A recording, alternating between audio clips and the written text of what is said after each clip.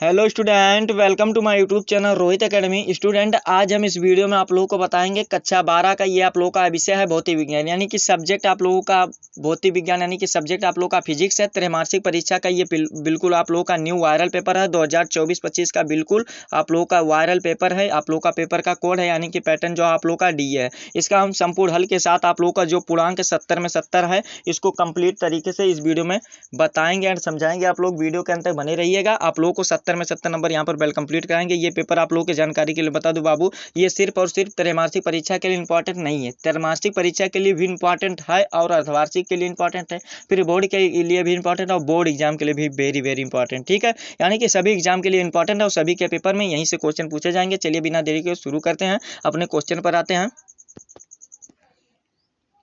तो यहाँ पर देखिए, जो पहला क्वेश्चन खंड आ यहाँ से हमारा स्टार्ट होता है, जिसमें से वो विकल्प पसंद दिया गया है। 10 क्वेश्चन रहेंगे, एक एक नंबर का, प्रत्येक क्वेश्चन का 1 नंबर दिया जाएगा। पहला क्वेश्चन दिया गया, विद्युत क्षेत्र की तीव्रता का मात्रक होता है। यानी कि विद्युत क्षेत्र की तीव्रता का मात्रक क्या होता है, तो न्यूटन प्रति कूलाम होता है। यानी कि ए वाला हमारा ऑप्शन राइट हो जाएगा, इसका न्यूटन प्रति कूलाम होता है। फिर दूसरा क्वेश्चन दिया गया है कि 8 कूलाम ऋण यानी कि माइनस आवेश के उपस्थित इलेक्ट्रॉन की संख्या होती है, यानी कि इलेक्ट्रॉन की संख्या कितनी होती है, तो 5 × 10⁻19 होती है। यानी कि हमारा कौन सा ए वाला ऑप्शन, इसका भी राइट हो जाएगा। फिर अगला क्वेश्चन देखिए क्या दिया गया है कि चांदी का परावैद्युतांक के है, तो इस कंडीशन में क्या हो जाएगा, कोई बराबर इनफाइनाइट हो जाएगा, यानी कि क्या हो जाएगा, अनंत हो जाएगा। ये डी वाला ऑप्शन हमारा इसका राइट हो जाएगा। ठीक है, फिर अगला क्वेश्चन देखिए, चौथा वाला क्वेश्चन दिया गया है, एक तार का विद्युत प्रतिरोध कितना दिया गया, 500 ओम है, तो इसकी विद्युत चालकता हो जाएगी, यानी कि इसकी विद्युत चालकता कितनी हो जाएगी, हमें ये बताना। तो चौथा का जो राइट आंसर हो जाएगा, देखो चौथा का हमारा सही आंसर क्या हो जाएगा, ये सी वाला ऑप्शन हमारा सही हो जाएगा। क्या हो जाएगा बाबू, 0.002 ओम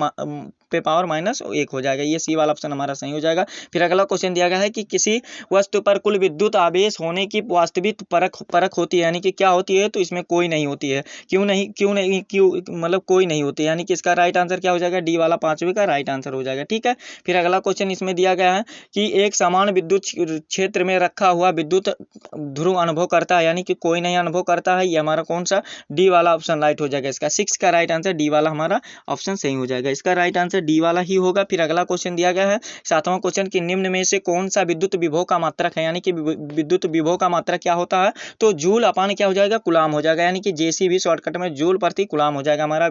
यहाँ पर देखिए जूल प्रति कूलाम कहाँ है, ये बी वाला ऑप्शन सही हो जाएगा ना, ये बी वाला, हाँ सही है, तो सही तो है, ये बी वाला हमारा जूल प्रति कूलाम हो जाएगा। ठीक है, फिर अगला क्वेश्चन दिया गया है 8वां क्वेश्चन की, जितना भी क्वेश्चन बता रहे हैं ना बाबू, सभी को ध्यानपूर्वक से समझिएगा एंड आप लोग देखिएगा, और सभी वेरी वेरी मोस्ट इंपॉर्टेंट है क्वेश्चन। ठीक है, ये सभी के पेपर में यहीं से सभी के क्वेश्चन में पूछे जाएंगे, सभी के एग्जाम में। ठीक है, फिर इसमें देखिए 8वां क्वेश्चन दिया गया है कि 1 वोल्ट विभवांतर पर त्वरित करने पर इलेक्ट्रॉन की ऊर्जा होती है, यानी कि कितनी होती है, हमें ये बताना है। तो इसका जो सही आंसर हो जाएगा 8वें का हमारा राइट आंसर क्या हो जाएगा, 1 इलेक्ट्रॉन वोल्ट हो जाएगा, यही हमारा ए वाला ऑप्शन राइट हो जाएगा इसका। फिर अगला क्वेश्चन दिया गया है, एक गोलीय चालक की धारिता 1 माइक्रोफेराड है, तो उसकी त्रिज्या होती है, यानी कि उसकी त्रिज्या कितनी हो जाएगी, हमें ये बताना। तो 9th का जो राइट आंसर हो जाएगा हमारा कौन सा हो जाएगा बाबू, 9 किलोमीटर, या ऑप्शन में 900 मीटर भी दे सकता है, यानी कि सी वाला हमारा ऑप्शन राइट हो जाएगा। ठीक है, फिर अगला क्वेश्चन दिया गया है 10वां क्वेश्चन, यानी कि 10 वाला क्वेश्चन दिया गया है कि एक गोलाकार चालक की त्रिज्या के 9 मीटर है, तो इसकी विद्युत तीव्रता कितनी हो जाएगी, यानी कि इसकी विद्युत तीव्रता बताना है, इसकी विद्युत तीव्रता कितनी हो जाएगी। तो इसका जो राइट आंसर हो जाएगा 10⁻⁻9 फैराड हो जाएगा, ये हमारा सी वाला ऑप्शन इसका राइट हो जाएगा। ठीक है, फिर अगला क्वेश्चन चलिए देख लेते हैं। अगला क्वेश्चन आप लोग का यहाँ पर 10 नंबर बेल कंप्लीट होगा। खंड बा यहाँ से हमारा स्टार्ट होता है, जिसमें से वर्णनात्मक प्रश्न दिए गए, यानी कि ये वर्णनात्मक MCQ क्वेश्चन नहीं गए, इसको आप लोग को लिखित क्वेश्चन का आंसर देना है। ठीक है,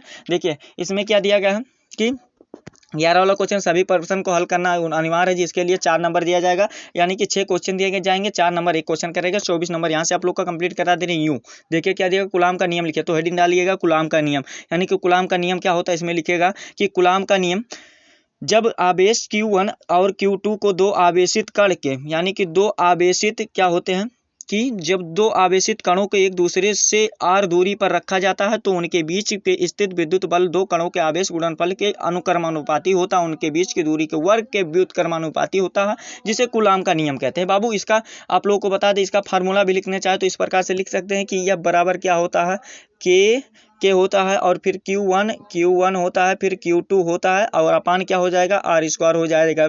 और इस प्रकार से आप लोग का इसका हेंस प्रूव्ड, ये आप लोग का 4 नंबर वेल कंप्लीट हो गया। ठीक है, फिर अगला क्वेश्चन देख लेते हैं। अगला क्वेश्चन दिया गया है विद्युत द्विध्रुव। द्विध्रुव व विद्युत द्विध्रुव आघूर्ण से क्या समझते हैं, यानी कि विद्युत द्विध्रुव व विद्युत आघूर्ण से क्या समझते हैं आप, ये बताना। तो इसका आंसर लिखेगा कि विद्युत ध्रुव तथा विद्युत आघूर्ण वह निकाय है, यानी कि वह सिस्टम जिसमें दो बराबर परंतु विपरीत प्रकार के बिंदु आवेश एक दूसरे को बहुत कम दूरी पर रखे होते हैं, जैसे विद्युत ध्रुव कहते हैं। ये भी आप लोगों का 4 नंबर वेल कंप्लीट होगा बाबू। फिर अगला क्वेश्चन दिया गया कि 3.2 कूलाम आवेश कितने इलेक्ट्रॉनों के द्वारा निर्मित होगी, यानी कि कितने इलेक्ट्रॉनों के द्वारा निर्मित हो जाएगी। तो इसका जो राइट आंसर हो जाएगा ये 2 ×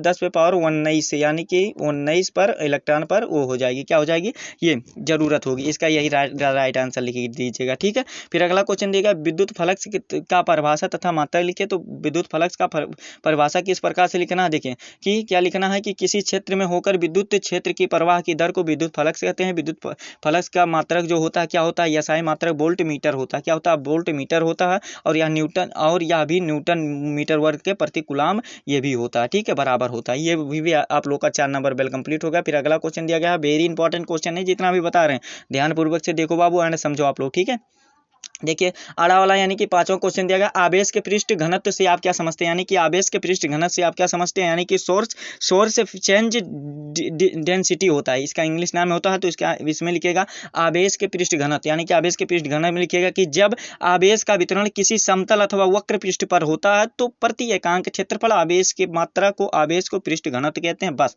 इतना लिख दीजिएगा, 4 नंबर वेल कंप्लीट। कोई नहीं रोक सकता है आप लोग को 4 नंबर मिलने से। ठीक है, फिर अगला क्वेश्चन 4 वाला दिया गया, यानी कि 6 वाला क्वेश्चन दिए गए चित्र और ए और बी में बिंदुओं को धारिता ज्ञात करना। तो धारिता आप लोग को देखिए ये स्ट्रक्चर बनाया हुआ है, यानी कि फिगर डायग्राम बनाया हुआ। तो आप लोग को इसका देखिए इसको अच्छे तरीके से तैयार कर लेना है। ठीक है, आप लोग को इसको रफली कॉपी में अच्छे तरीके से आप लोग तैयार कर लेना है। चलिए बिना देरी के अगले क्वेश्चन पर आते हैं। अगला क्वेश्चन यहाँ से सभी प्रश्न को करना अनिवार्य रहेगा, जिसमें से देखिए क्या दिया गया है, सभी प्रश्न को करना अनिवार्य रहेगा, जिसमें से आप लोगों को देखिए का वाला दिया गया है कि अनोमीय परिपथ से आप क्या समझते हैं, यानी कि अनोमीय परिपथ से आप क्या समझते हैं, हमें ये बताइए। ठीक है, अनोमीय परिपथ में देखिए क्या लिखेगा कि अनोमीय प्रतिरोध है, क्या परिपथ या प्रतिरोध, मतलब देखिए क्या होता है इसमें लिखना होगा अनोमीय परिपथ में कि जब पदार्थ ओम के नियम का पालन नहीं करता है तो उनके प्रतिरोध को हम अनोमीय प्रतिरोध कहते हैं। बस इतना लिख दीजिएगा, जैसे अर्धचालक होते हैं एग्जाम्पल के तौर पे। ठीक है, तो ये वाला भी हमारा कंप्लीट हो जाएगा। फिर अगला क्वेश्चन दिया